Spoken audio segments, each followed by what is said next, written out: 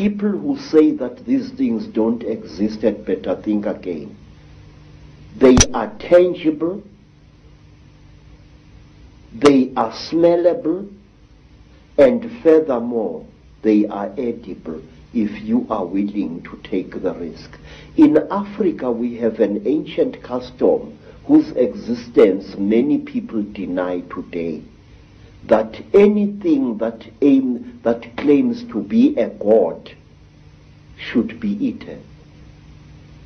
There are places in Africa even now where if you are a spiritual person and you are sick, well, let me tell you what happened to me in the country today called Zaire. I got sick. I was undergoing yet another of my 7 initiations, and I fell sick from very bad running stomach. And I was so sick, everything that my friends, white friends and black friends could do failed to help me. And then one night, some of my teachers came to me and requested that since I was going to die, would I please allow them the honor of eating me after death. Now, sir, it's a very good thing to be invited to a dinner, but not when you happen to be part of the menu. And I recovered so quickly that I escaped from that area in one of their ramshackle buses, and I never went back. Thank you very much. Fear can be a wonderful medicine sometimes, and it was with me.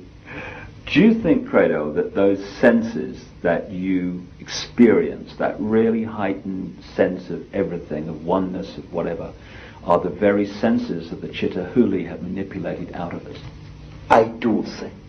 I do very much. They were senses like no human being possesses. May I add, no human being possesses anymore.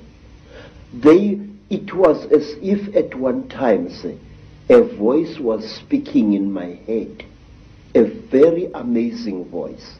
And after that, my powers of prophecy were intensified.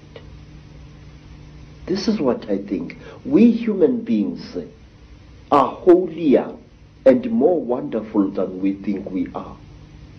And I feel we lost something at some time in the course of our development, or shall I say, in the course of our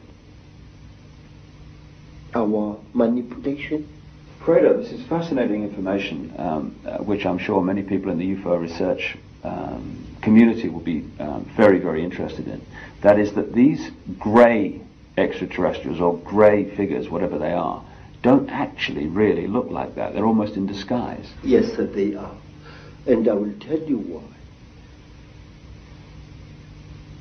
Grey aliens have died in various parts of Africa.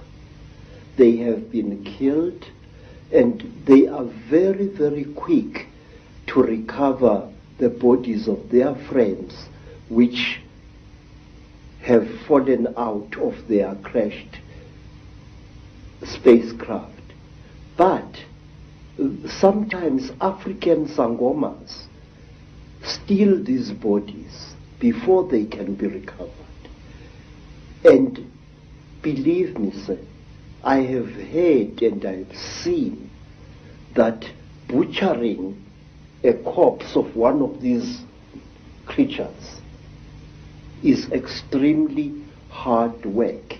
What you think is the skin of the creature is actually a tight-fitting costume that the creature is wearing. Under this grey costume, the creature, say, is pinkish white, like a freshly skinned animal, and its eyes are round with split pupils, These are goggles which the creature is wearing. Now, how do I know that? In order to dismember a creature like this, incidentally we call them mandindane in Zulu, which means the tormentors, the torturers. In order to dismember a creature like this, you need a brand new axe from the trading store, a heavy axe sharpened to a razor's edge in order to cut through the creature's skin. The creature's skin, say, is not adhering to the flesh. You know, my skin is clinging to my flesh, yes? But the creature, there is a gap between the creature's flesh and its supposed skin. This is a material and not a skin. So the creature is actually wearing two garments. It's wearing a completely skin-tight garment which covers its entire body, and it is wearing an overall along these lines. Very often there are no gloves, and here, to cut up a mandindane, you need very, very sharp iron, and you have got to be a strong person even to reach its flesh. But once you have cut through the cover, the close-fitting covering, you can just open the whole thing and see the dead creature's flesh underneath it. And is it reptilian? Yes, sir. It is. I will tell you how the creature looks like without its grey skin. It is like certain types of tropical fish.